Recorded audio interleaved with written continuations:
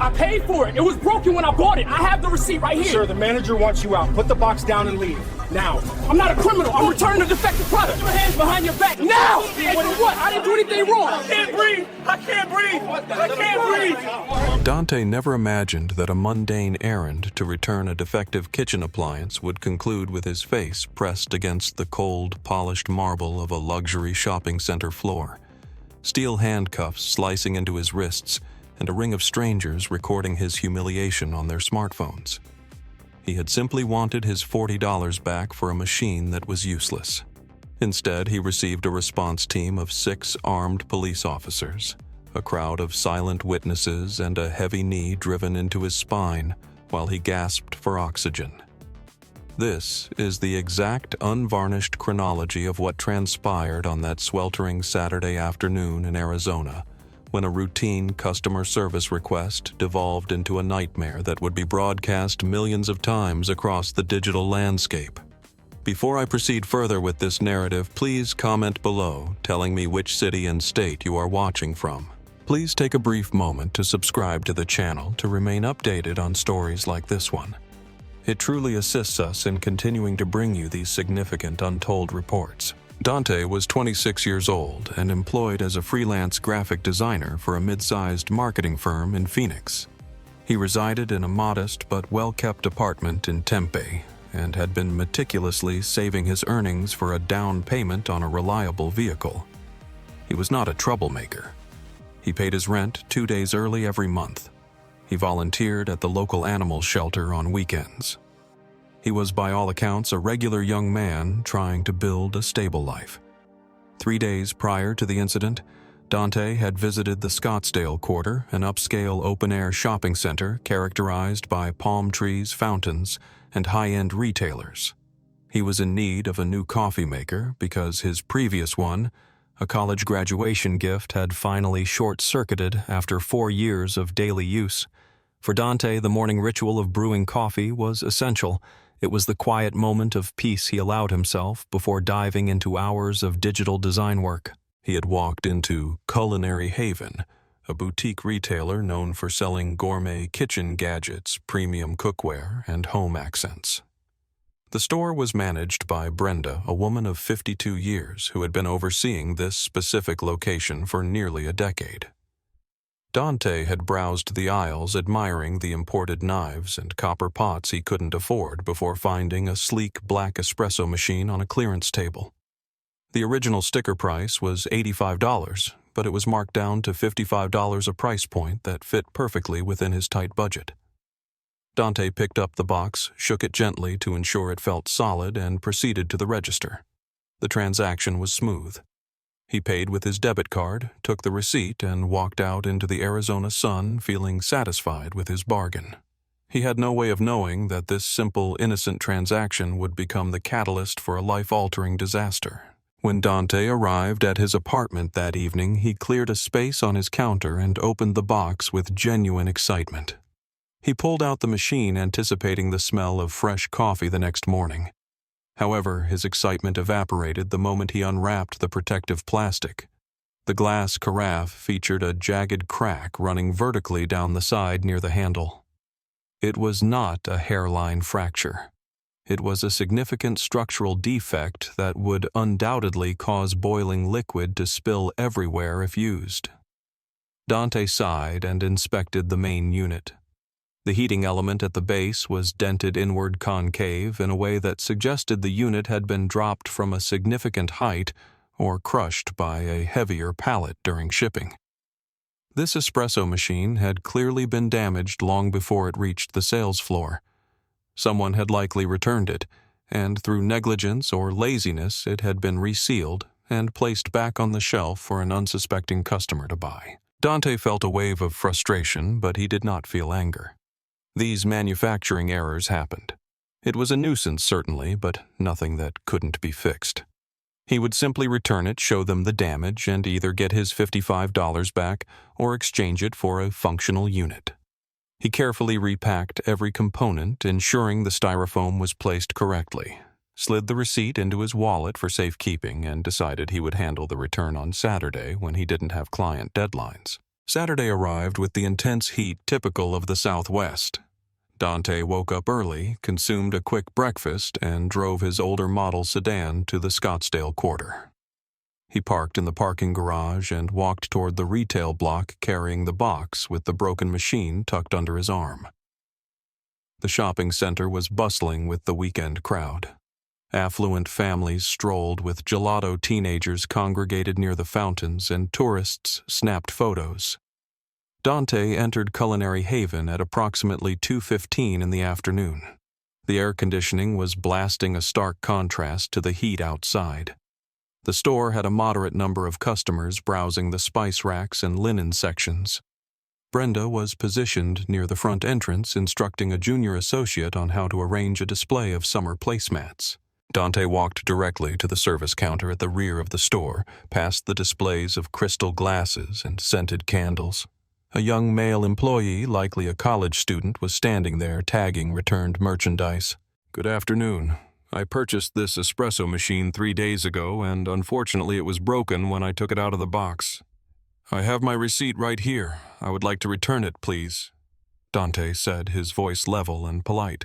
The young employee looked at the box, then looked up at Dante. He seemed unsure of how to authorize a return on a clearance item. "Let me just grab the manager for you. 1 second." The employee vanished into the back room and returned a moment later, trailing Brenda.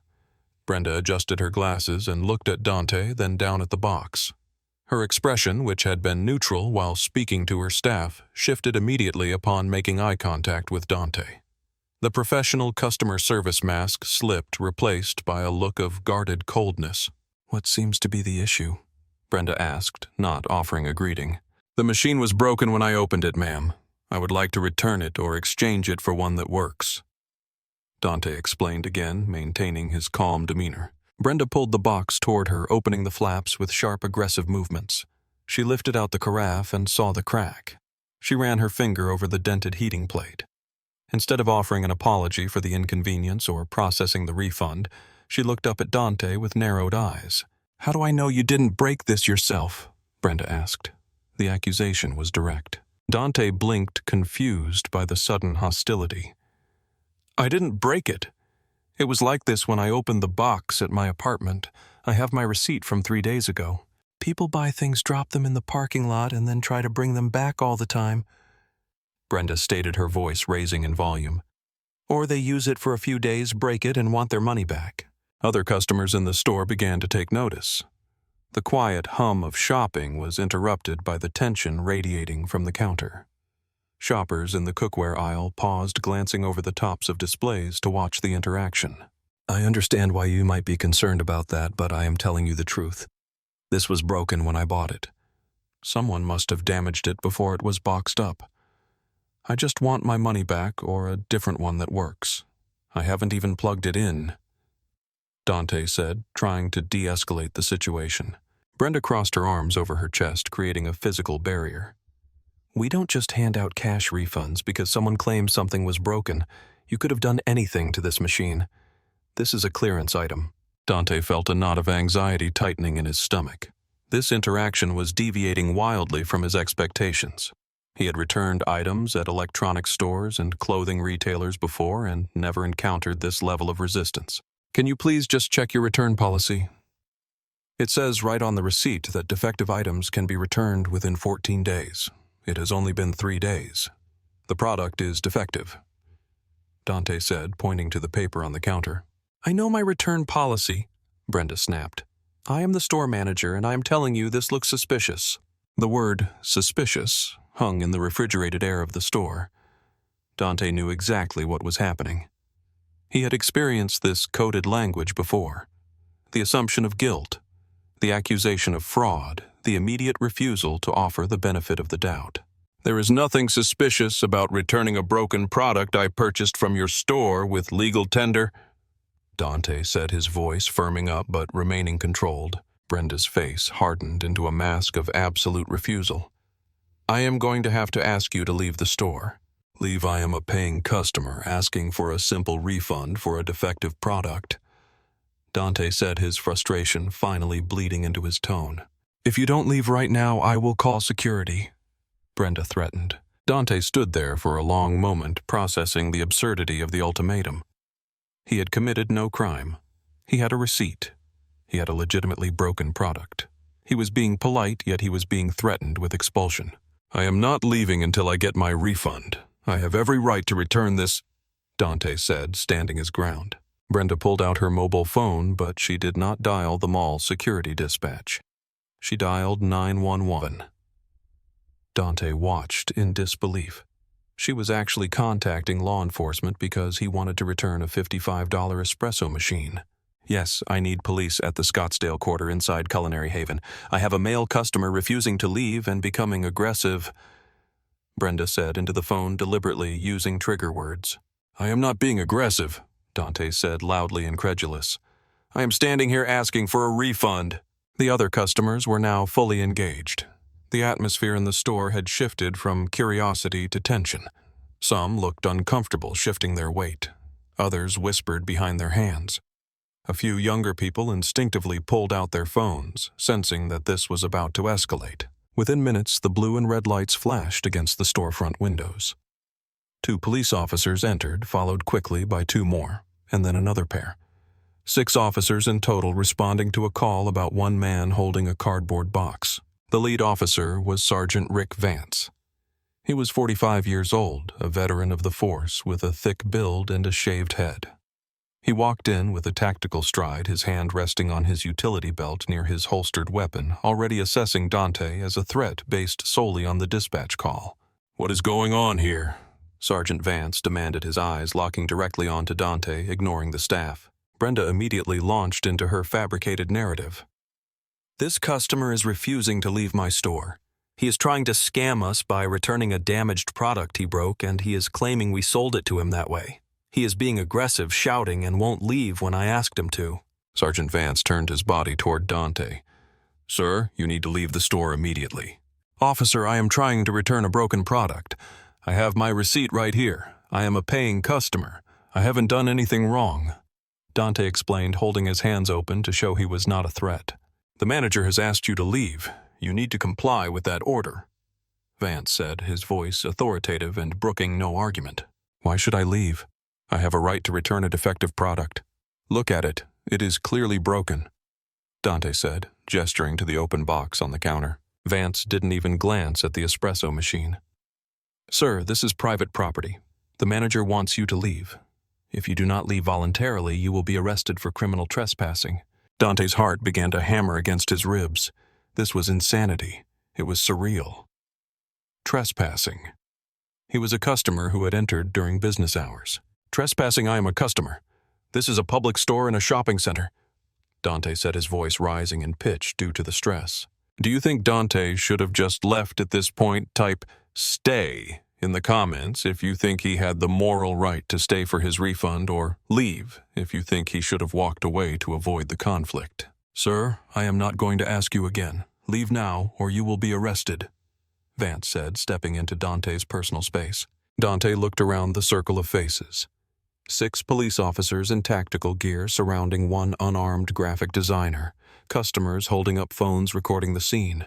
Brenda, standing behind the wall of uniforms, arms crossed, a look of smug satisfaction on her face. "This is wrong. This is completely wrong," Dante said, shaking his head. But he started to move toward the exit. He had made the calculation. It wasn't worth his life or his freedom. He would file a corporate complaint later. He would call his bank to charge back the transaction. He would leave a scathing review online. But he would leave. Except Brenda wasn't satisfied with just his departure. "He needs to leave the espresso machine here. He's trying to steal it," Brenda announced loudly. Dante stopped in his tracks. "Steal it. I paid for this. I have the receipt in my hand. That product belongs to our store now. You can't take it," Brenda insisted, escalating the situation just as it was resolving. "I paid $55 for this. I am not leaving it here for you to resell or throw away," Dante said, gripping the box. Sergeant Vance made his decision in that split second. Instead of de-escalating, instead of looking at the receipt, which proved ownership, instead of asking a single clarifying question, he decided to enforce his authority physically. "Sir, put the box down and put your hands behind your back," Vance ordered. "For what am I being arrested for?" Dante demanded, backing away slightly. "Put the box down now!" Vance shouted. Dante held on to the box. It was his property. He had worked hours to pay for it. The injustice of the command froze him. 2 officers moved quickly, flanking Dante. He stepped back instinctively, still clutching the box to his chest. "Don't resist," one officer yelled.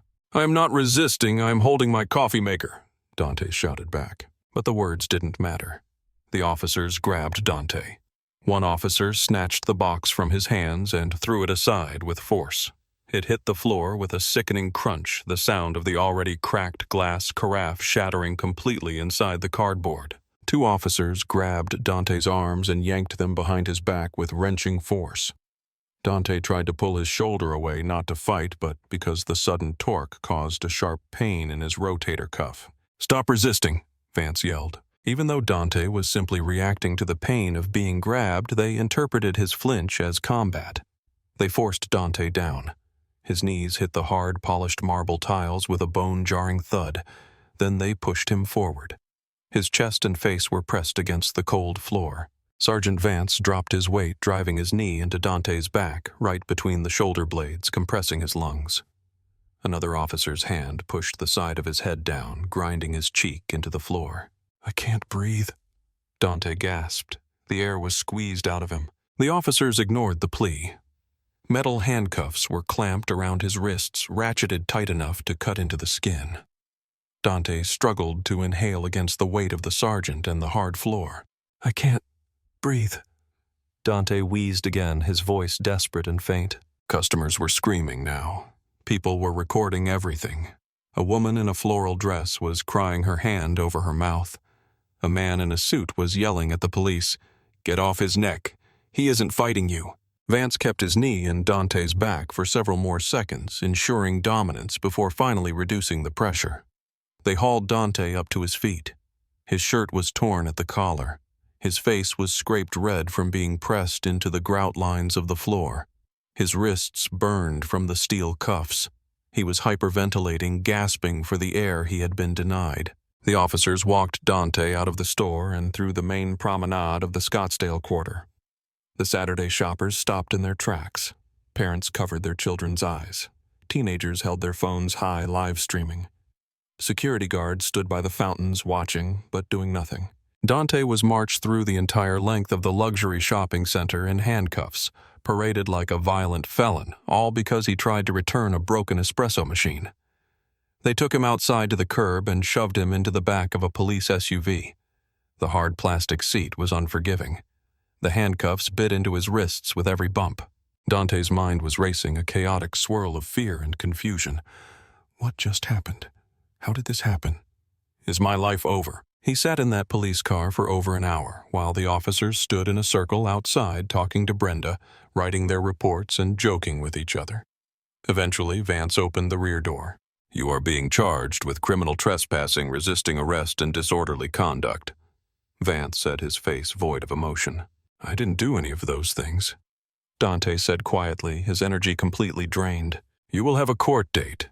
You can tell your story to the judge," Vance replied, slamming the door. They processed Dante at the Scottsdale precinct. They took his mugshot. They inked his fingers for prints. They put him in a holding cell with a man arrested for a bar fight.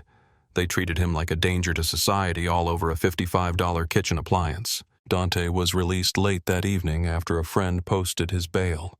He didn't get his refund. He didn't get his espresso machine. He didn't get an apology. He got a criminal record pending against him and a court date 3 weeks out.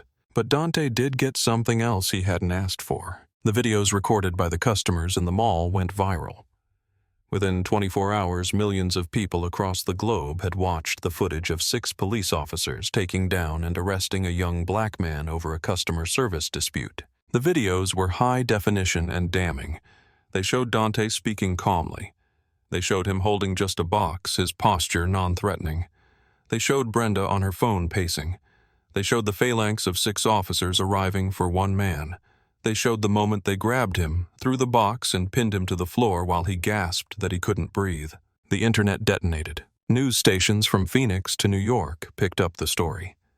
Civil rights organizations reached out to Dante immediately. High-profile attorneys contacted him offering pro bono representation. The hashtag #HackJusticeForDante began trending #1 on Twitter. The management of the Scottsdale Quarter released a statement saying they were reviewing the incident. The corporate office of Culinary Haven released a statement saying Brenda's actions did not reflect our company values of inclusivity. The police department released a statement saying the officers followed standard operating procedure for a non-compliant subject. The pressure kept building. Protests were organized outside the shopping center. People boycotted Culinary Haven locations nationwide. The story was featured on morning news shows. Celebrities shared the video with captions demanding accountability. Politicians were forced to make statements condemning the escalation. 2 weeks after the incident, the county prosecutor announced that all charges against Dante were being dropped with prejudice. The prosecutor stated there was insufficient evidence to sustain a conviction, a bureaucratic way of admitting Dante had done nothing illegal. Brenda was terminated from her position as store manager. Culinary Haven issued a public apology and sent Dante a personal letter along with a check for $15,000 as a settlement to avoid a larger lawsuit. Dante donated half of that money to a local legal defense fund for indigent defendants. The police department conducted an internal affairs investigation. Sergeant Vance and the other officers involved were placed on paid administrative leave.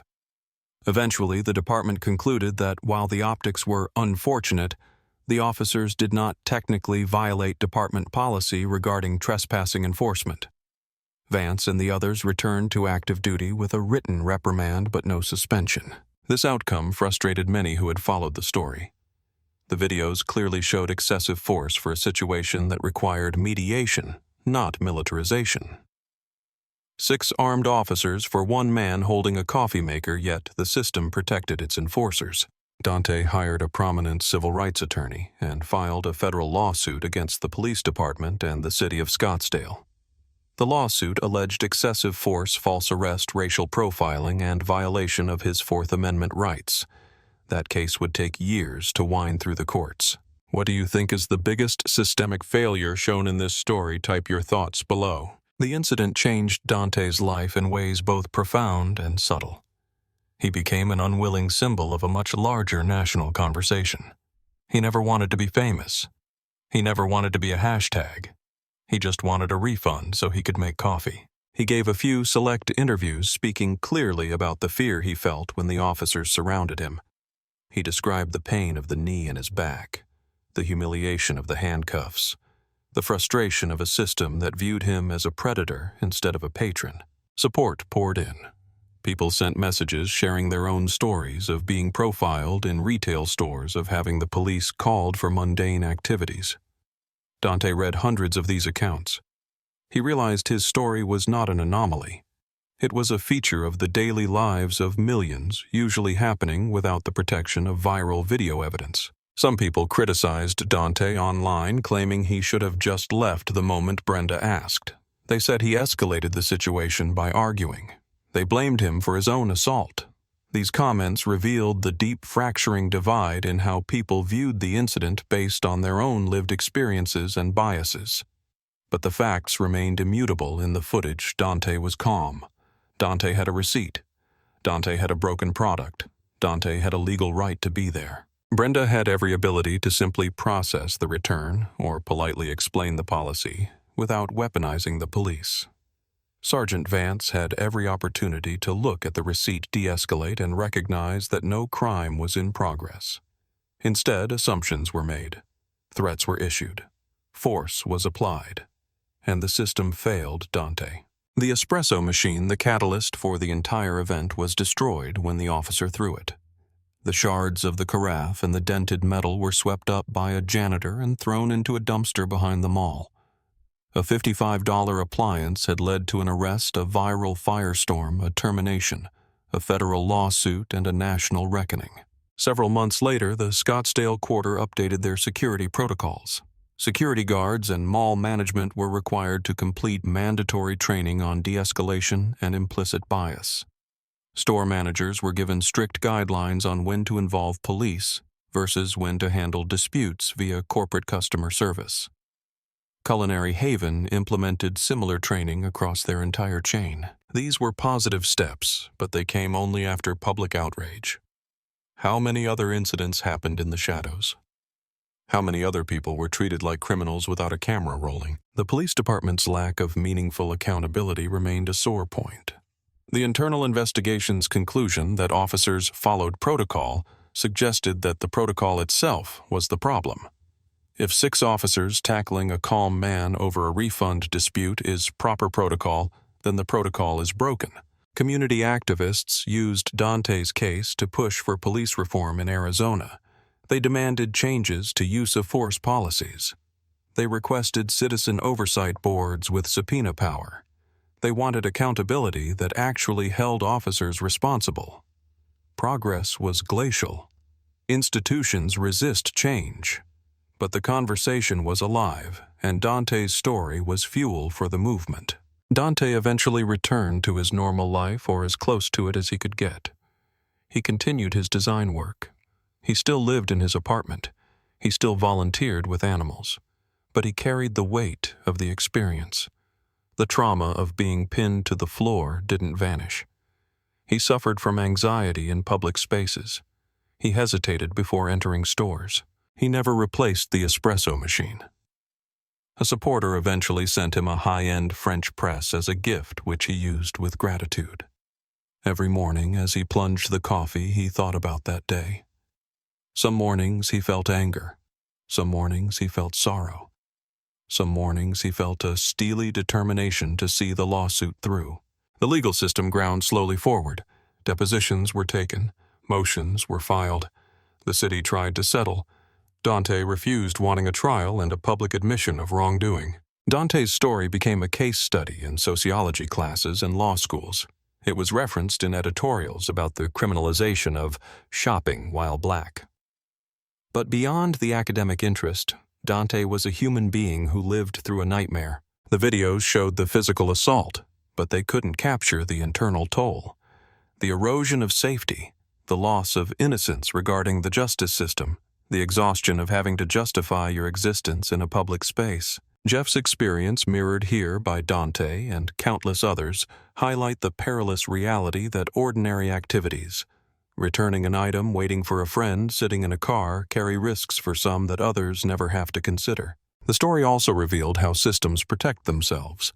Brenda faced consequences only because of the PR disaster. The police found no wrongdoing. Without the video, Dante might have been convicted and his life ruined with no one the wiser. Dante never sought to be an activist. He just wanted a working product. But circumstances thrust him into the light and he chose to stand tall. His courage inspired others. The conversation continued long after the hashtags faded.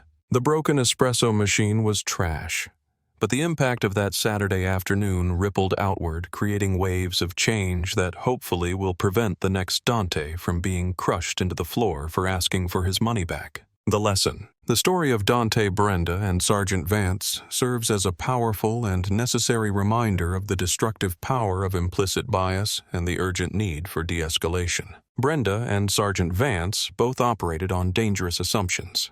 Brenda assumed that because Dante was a young black man, his return was fraudulent and his presence was a threat.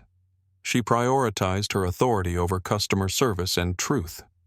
Sergeant Vance assumed that because a call was made, a crime was in progress, and that compliance was more important than investigation.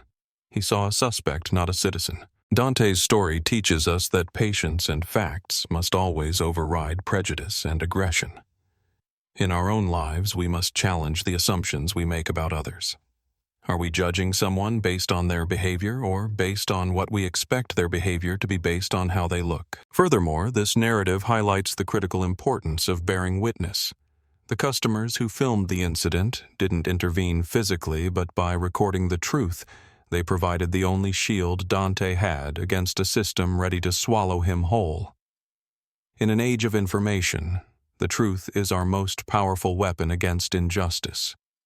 We must be brave enough to stand for what is right even when it is uncomfortable, and we must demand that our institutions treat every individual with the dignity and respect they deserve regardless of their background or the color of their skin.